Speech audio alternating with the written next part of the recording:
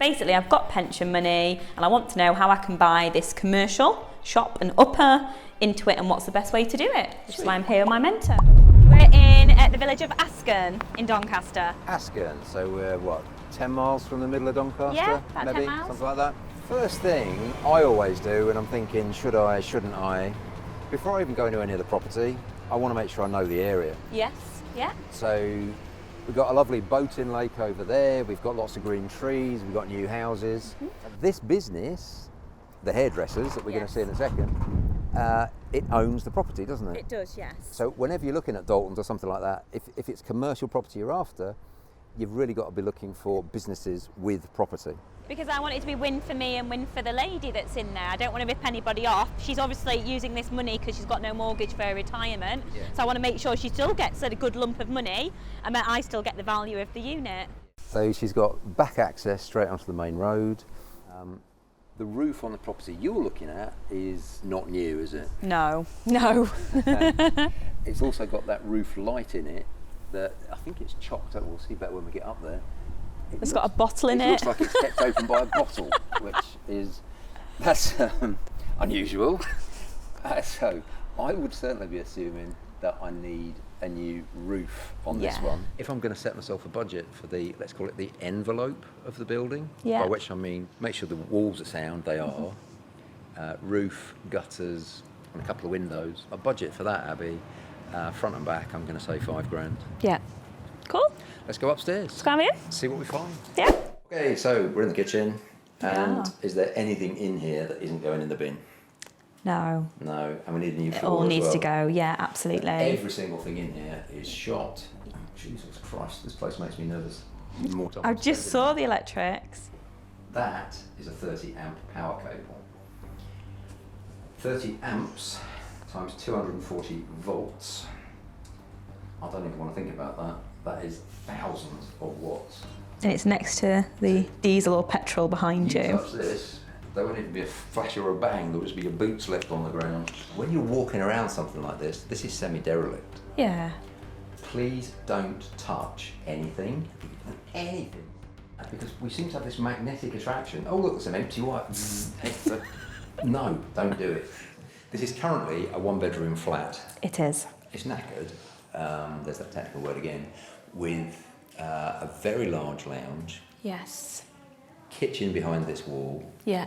And then upstairs it's like a maisonette. Yeah. So what we were just talking about is turning this room into a bedroom. Yes. Plus a lounge. And then taking this wall out, or at least a lot of the wall out. Yeah. To make this into a lounge, diner, kitchen. Yeah. On this side. Yeah. Then on this side, just a bedroom. Yeah. Now, you probably want to make sure, I mean, to be a decent sized double bedroom, how many square metres would you say, Abby? Because you know, for an HMO room... 10 metres squared? Yeah, I mean, 10's big, isn't it? I'm now going to show you how I measure metres. Watch this. You could do this too. So let's see how many metres this room is. Yeah, but if I did that, because I'm short, we'd definitely get a... Let's do it side by side. 10. But now you know that. Yes. You know 10 of your steps is 6 metres. It's 6 of yours, yes. So whenever I'm pacing about, I'm actually subconsciously, I'm measuring the room. Yeah. So 6 by 4.5 Yeah. is 27. So we've got 27 square metres in here. We need to measure it properly, but this is just, we're coming to see it for the first time, or I'm seeing it for the first time. Yeah. We just want to get a feel for it. So can you put a lounge and a decent sized bedroom into 27 square metres? Yes. Yeah. You can. Now, before you start doing any refurb on property of any kind, you want an asbestos survey, don't you? Yes. You have to have an asbestos survey. Do you reckon there's any asbestos in this room? I wouldn't know. I promise you there is. How do I know? How do you know? Because this is Artex.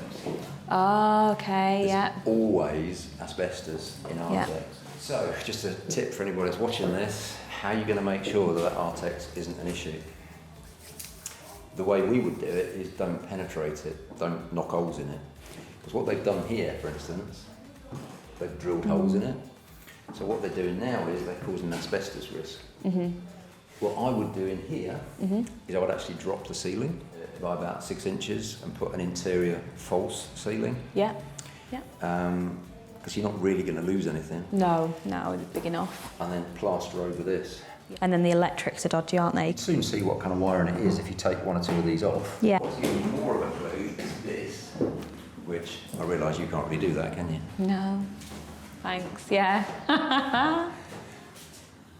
See how burnt that is? And that kind of cable there. Yeah. Yeah, it needs a rewire. Yeah. Okay. But what's going to... do you know the one thing that'll tell you better than anything? Fuse board. Fuse box. That's a modern distribution board. Is it? So, it depends what they've done. If they've just attached this to knackered old wiring, it's actually making me quite nervous looking at this. Is it? Yeah, don't touch either one of those and you could be history. Now, downstairs, there's an operational hairdressers, isn't there? Yes. And I can see the main distribution cable is coming from downstairs. So they might have done this as part of fixing downstairs. So the only thing that's vaguely modern up here might be this. Yeah. But that says it's off. And those two big wires are making... I'm a mechanical engineer, not electrical, but they're making me nervous. Okay, we're on the top floor. And we were originally talking about making this a 2-bed. Yes. I think you can make it a 3-bed. Yeah? Well, I'm now inside the dormer on the top floor. Yeah. And we need to redo this dormer. Yeah. This dormer's got to come off. So I'm going to add, instead of $5 grand, I'm going to say 6 for the outside. But what I'm actually thinking is that we can bring forward the bathroom wall. Yeah. Put another wall on the inside of the bathroom and change it into a 3-bed. Yeah. So Need more value? That would certainly be more value. Yeah. So I think the main thing up here to look at is actually the bathroom. Yes. Because I've never seen a bathroom like this. You're going to be fascinated at home by this bathroom. Because remember outside where we saw the broken window propped open by a bottle? You can actually see when we go into the bathroom, wow, that's pretty cool. Come this way. Would you be prepared to have a bath in this, Abby? No. No? Not a chance. Do you want to sit in it and show us what it would look like? No. No. Okay. No. No, thank you. But here is the bottle that we saw from downstairs. And here is the roof light. Yeah. And here is the broken glass. It's completely missing. Now, why is that not causing an issue? And I think this is genius. Because it's over the bath. So the rain comes in, goes down the plug hole, which is why the whole house hasn't basically flooded out. It's just mental, isn't it? So this broken glass, they've conveniently put a bath underneath it. So you could either replace this with a Velux, or just leave this bath here. What do you think? You can save money. Good, yeah. Ventilation. So we think we can take this a good 5-6 feet the other way. Yeah. And we can easily make a bathroom in here, can't we? Yeah, yeah. So Enough just space. Even up to the end of the bath. Yeah. So if we have the bathroom from there, Yeah. we've got... Can you measure how many metres we've got from there to there for me? Yeah. 1, 2, 3, 4. 2 metres? Yeah, 2. So we'll have a room 4. that's about 3.5 metres wide, Mm-hmm. which it won't be a double bedroom, it'll be a No. single bedroom. Yeah. But one of the things we've got to do is bring light in, isn't it? Yes. So how can we bring light in? How can we have a window in that bed? Yeah. So not up there, but there. Yeah. So if we've taken this... Oh, if that's the bathroom water ceiling, there, yeah. Then you put another Velux up Yeah. there. You could turn this into a 3-bedroom flat. Yeah. If you Be turn quite this into a 3-bed flat, what do you reckon it's going to be worth? Well, as a 2-bed, you're talking 70, 75, so 80, 85? 80, 85, yeah. Yeah. And from just looking round, what's your thoughts on the kind of refurb budget that we're looking at for this place? So when I first came to see it before you, there's loads of things I didn't notice, conveniently didn't. What have you seen this time that you didn't see last time? Well, I didn't realise the electric. I was more concerned that the electrics were on the skirting board, not the live wires everywhere. Yeah. And I missed the fact that it didn't have a window in it. You missed the fact it didn't have a window in it? But I reckon maybe 30 grand to do the flat. 30? Is that too? I think 30, Less. you'd comfortably do it. Oh, okay. And I think you'd also get the roof done for that as well. 5 grand for the outside, electrics, 2 top end. What do you reckon to heating? I'll need a new boiler because the EPC is low on this property as well. So We'll need a new boiler. I'll definitely need one of those. That's not a boiler, well, it is a boiler, that's an electric heater. Where's the boiler then? It doesn't have one. Oh, okay. I need a boiler. Yeah. That's a point. I haven't seen any radiators. No. So I'll need radiators, Oh, will heating. you? What would you put? Electric heating? Yeah, could you use low energy electrics? There's plenty of really efficient low energy electrics. Because if you're going to go and stick central heating in, that's another 2-3 grand. 2.5 minimum. I'm going to say outside 5, electrics 2, but if you're going to put electric heating in, I'm going to say 3. Yeah. Kitchen, I'm going to say 2, max 2.5. So where's that now? We're up to about 10 in total. Yeah. We need to do some internal remodelling and some replastering. Yeah. 5 max. Yeah. So I'm going to say 15. Yeah. New bathroom. Yeah. 2.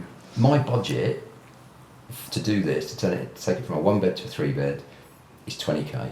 Yeah. Is what I'm going to say. Yeah. I do have some concerns that I'd want some solutions to, like them steps coming in are very steep. And they're okay now because it's dry. What's that going to be like when it's wet Not or nice. icy? No. The whole property is available for how much? 110,000. 110. And if we split the shop and the uppers, I know the seller won't because she's just selling it as one thing. If you put, what's the shop rent, do you think? Shops rent for around here about £600 a month. So it's 7.2. So if we said 70 grand was the shop, Yeah. and then 30-40 grand is this bit. Yeah. So if you paid say 40k for it and you spend 20 on it, Yeah. you're at about 60, aren't you? Yeah. And then if it's worth 80 or 90, Yeah. you're gonna get all your money out, aren't you? Yes. And you've got a 3-bedroom flat. Yeah. All right. See you downstairs.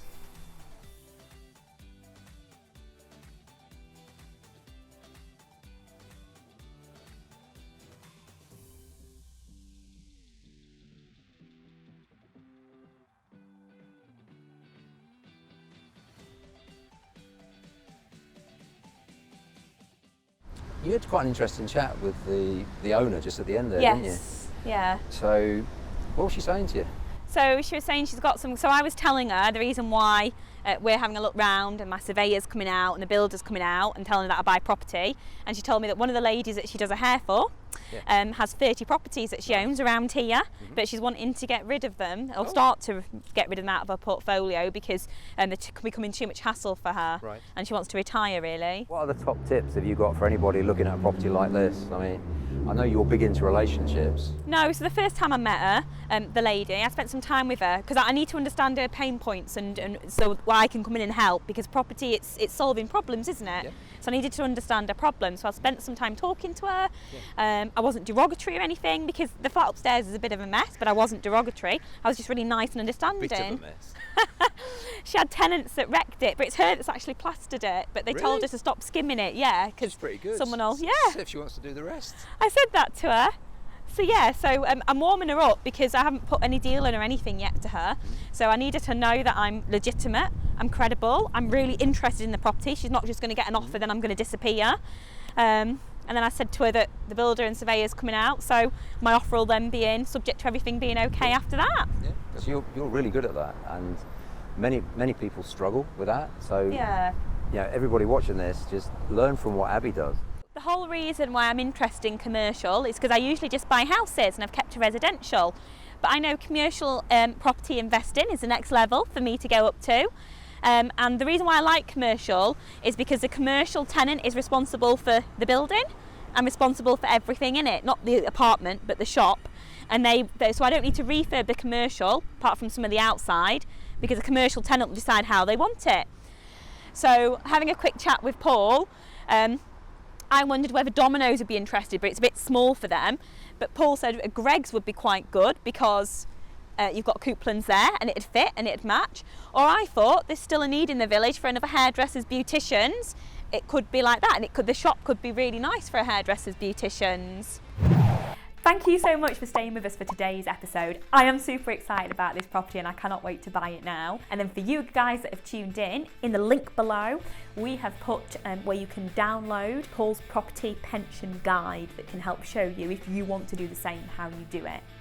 Now, next week's episode, we're going to do the numbers. Does this commercial shop and apartment work out to a deal?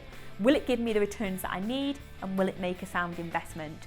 Find out all about that next week. And for now, if you haven't already, hit the subscribe button and I'll see you next week.